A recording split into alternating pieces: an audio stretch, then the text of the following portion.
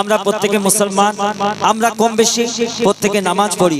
এত সুন্দর একটা পরিস্থিতি জায়গা তৈরি করেছে আমার দাদারা, মাদ্রাসা, যেখানে আল্লাহ আল্লাহ রসুলের কথা হয়, ছোট ছোট বাচ্চাদের দ্বীনি শিক্ষা ইলম দান করা হয়। তো আমরা প্রত্যেকে মুসলমান, আমরা নামাজ পড়ি, সিজদা করি। সিজদাকে উদ্দেশ্য করে উর্দু কথার মাধ্যমে কবি লিখছে, শোনো। আল্লাহ আল্লাহ আল্লাহ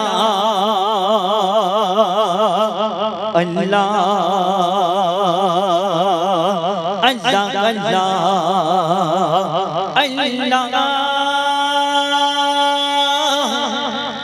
वो धूपों में तपती जमीनों पे सजदे, सफर में वो घोड़ों के सीनों पे सजदे, चट्टानों के ऊंचे जमीनों पे सजदे, वो सहरा बयाबा के सीनों पे सजदे, हलालत में सजदे, मुसीबत में सजदे, वो फाकों की हाजत में गुर्बत में सजदे, वो जंगों जदल में हरासत में सजदे, लगाती जख्मों के हालत में सजदे, वो सजदों के शौकी खासी का है, ज़मीं पोंछती है नमाज़ी का है,